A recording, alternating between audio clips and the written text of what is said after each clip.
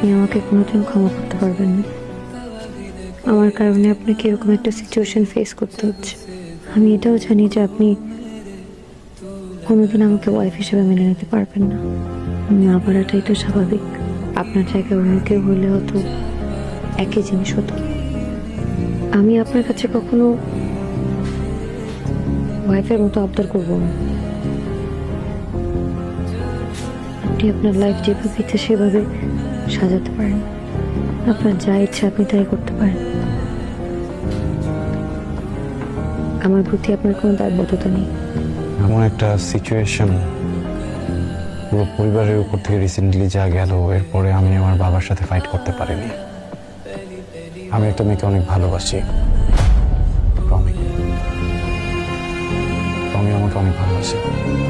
আমার জীবনে একটা মানুষ থাকার পরেও আমি অন্য আরেকটা মানুষকে বিয়ে করেছি। আমার যে এখন কি করা উচিত এটাই বুঝতে পারছি না।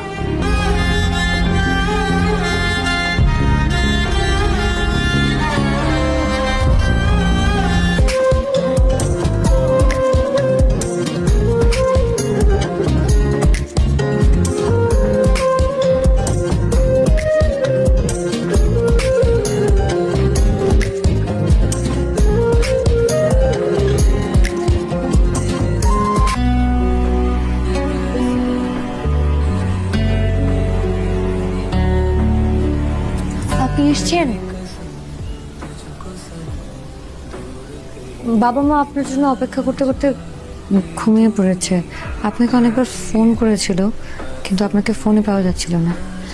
আমি আপনার জন্য ডিনার রেডি করে রেখেছি, আর আমিও খাবো না। খাইনি। কে আসছি বাড়িতে?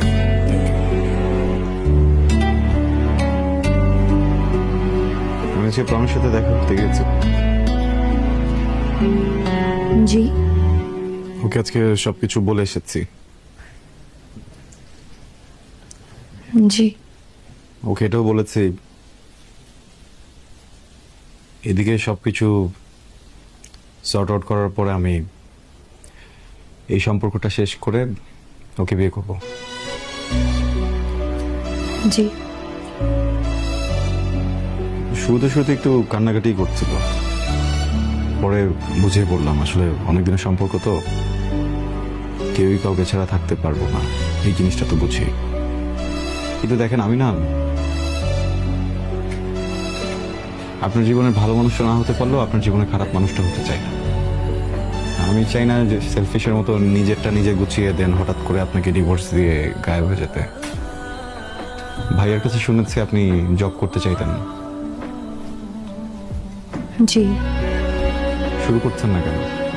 শুরু করে দেন। এখানে আপনি আপনার মতো এক্সপিরিয়েন্স গ্যাদার করতে থাকেন, একটা ভালো সময় বুঝে বাইরে কোথাও অ্যাপ্লাই করলেন। আর আমারও তো অনেক পরিচিত আছে বাইরে, তো আমি রেফারেন্সটা দিতে পারবো, হয়তো বা হয়েও যাবে। দেন ওদিকে সব ব্যবস্থা করে দিলাম। আপনি ওখানে সেট হয়ে গেলে তখন আমরা মিউচুয়ালি ডিভোর্সটাও কমপ্লিট করলাম। জি, আমিও ভাবছিলাম আমার কিছু একটা করা উচিত। ঠিক আছে, আমি করব।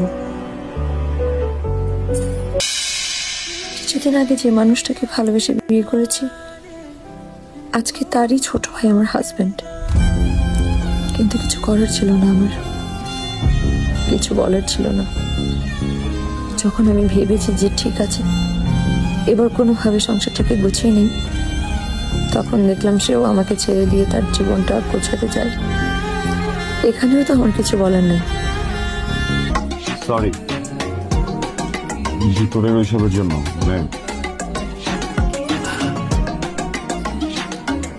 বুঝি নাই এটা নাস্তা ছিল। আমার না ওই পোলাও, গরুর মাংস এগুলো পছন্দ না। পৃথিবীতে একটা খাবারই খুবই পছন্দ, সেটা হচ্ছে চা পরোটা। আপনি কিভাবে জানেন? আপনার ভাই আমাকে সবসময় বলতো আপনার চা পরোটা খুব পছন্দ। আপনি যখন দেশের বাইরে চলে যান, আপনার ভাই আপনাকে খুব মিস করতো, আর মাঝে মাঝে আমাকে বলতো চা পরোটা বানিয়ে দেওয়ার কথা।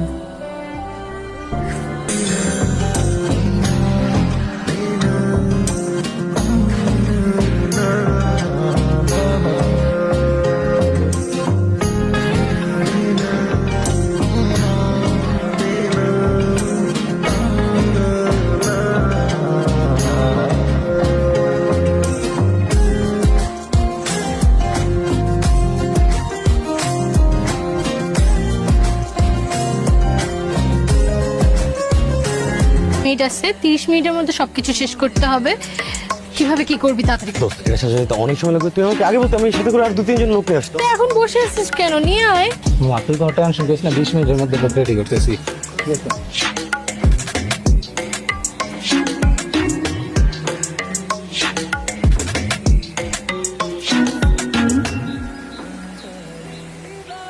সামির, সারপ্রাইজ। তুমি কেন? আমি তোমাকে সারপ্রাইজ দিতে চাইছিলাম। নাকি তোর বাপ তোমাকে চিট করছিল বলতো? আয়ান, তুমি এখানে? আমি এইখানে এটা পরে বলতেছি, যেটা জিজ্ঞেস করছি এটার উত্তর দে। এই কেউ তুই এভাবে কথা বলতেছিস কেন? একটা মেয়ের সাথে কিভাবে কথা বলা জানোস না? বের হ এখান থেকে। আয়ান, আমি তোর প্রিভিয়াস ভার্সন। আমি যখন ডুবতেছিলাম তখন আমার বাঁচানোর মতো কেউ ছিল না। তুই শুকুর কর যে তোরে বাঁচানোর জন্য আমি এসেছি। যা এখান থেকে, যা। আয়ান, ওর কোনো দোষ নাই। ওর দোষ নাই না? ওর কোনো দোষ নাই। তাহলে কার দোষ? খুব লেগে গেছে না? হ্যাঁ? ওর গায়ে টাচ হয়েছে, ও হার্ট হয়েছে, খুব লেগে গেছে না? আর আমি যে হার্ট হয়েছে এটা লাগে নাই? এটা লাগতেছে না? দোষটা কার তাহলে? ওর যদি দোষ না থাকে দোষটা কার? দোষটা কি আমার নাকি তোমার? তোর দোষ। আয়ান দেখো, দোষটা কারো না, দোষটা তোমার আমার সিচুয়েশনের। তুমি নিজেকে আমার জায়গায় দাঁড় করায় দেখো। তুমি একটা মেয়ের সাথে 5 বছর সম্পর্কে ছিলা, 3 বছর তুমি অপেক্ষা করছো, সে বাহিরে ছিল যে আসতে তুমি বিয়ে করবা। সে ঠিকই দেশে আসলো, সে ঠিকই বিয়ে করলো, কিন্তু তোমাকে বিয়ে করলো না, অন্য একজনকে বিয়ে করলো। এটা তুমি মেনে নিতে পারতা, কিন্তু আমার এটা মেনে নিতে হয়েছে। আর তুমি দেখো, আজকে তুমি আমাকে একটা ছেলের সাথে শুধু দেখছো, এটা তুমি মেনে নিতে পারো নাই। তুমি ছেলের গায়ে হাত তুলে ফেলছো। আমি তাহলে এখন কি করবো? আমি কাকে মারবো? আমি তো কাউকে মারতে পারতেছি না। দেখো, বলা অনেক সহজ যে অপেক্ষা করব অপেক্ষা করব, কিন্তু করা এত সহজ না। পারছো অপেক্ষা করতে? কি হইলো আজকে? আজকে আমাদের সিচুয়েশন কি কোথায় নিয়ে এসে আমাদেরকে দাঁড় করাইছে? আমি তো তোমাকে অপশন দিচ্ছিলাম না? তুমি যদি চাও তুমি আমাকে ছেড়ে চলে যেতে পারো, তখন চলে যেতে। এটা তো করার দরকার ছিল না, তাই না? এখন যদি তুমি তোমার ওয়াইফকে ডিভোর্স দিয়েও আমার কাছে চলে আসো, আমি তারপরও তোমার সাথে যাব না, কারণ আমার সেই বিশ্বাসটা তোমার উপর থেকে চলে গেছে। এটা সম্ভব না। It's over.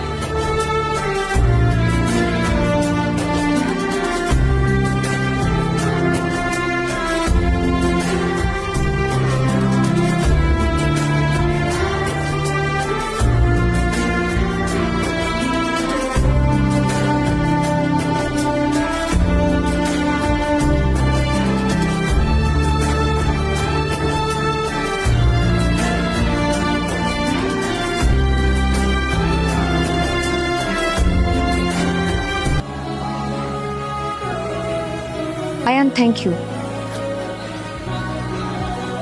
আপনার সাথে এই ছোট্ট সময়টা অনেক সুন্দর কেটেছে। You are a good friend. আপনি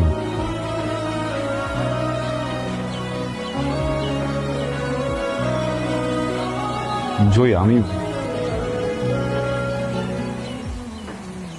আব্বা, তোর কিন্তু একটা বদ অভ্যাস আছে।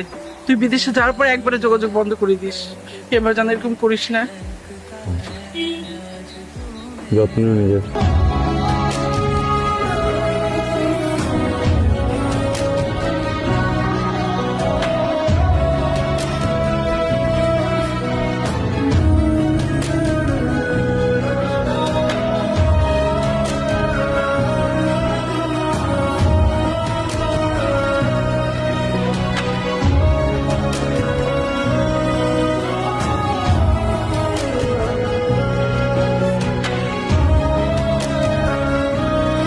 প্রিয় বউ, আমি আসলে খুব সরি।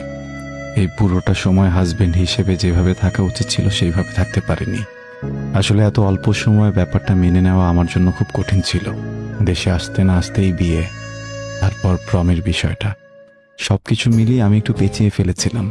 হয়তোবা প্রমের সাথে বিচ্ছেদের দিন আমি একটু খারাপ ফিল করছিলাম, কারণ এই সম্পর্কটা আমার আর আপনারই ছিল। ওই দিন রাতে যা কিছু হয়েছিল এই পুরোটা এই জন্য হয়নি যে আমি ড্রাঙ্ক ছিলাম। আপনি আমার ওয়াইফ, আমি আপনার হাজব্যান্ড। আসলে একটা অধিকারের জায়গা আছে, কিন্তু এরপর কি বলবো না বলবো বুঝে উঠতে পারছিলাম না। ভেবেছিলাম হয়তো আপনি কিছু বলবেন, আপনিও কিছু বলেননি, আর আমিও কিছু ফেস করতে পারছিলাম না। কিন্তু এখন বলতে চাই, আমি আপনাকে ভয়ঙ্করভাবে ভালোবাসতে চাই, একটা সুন্দর সংসার সাজাতে চাই। আমরা কি আমাদের অতীতটা ভুলে প্লিজ নতুন করে স্টার্ট করতে পারি?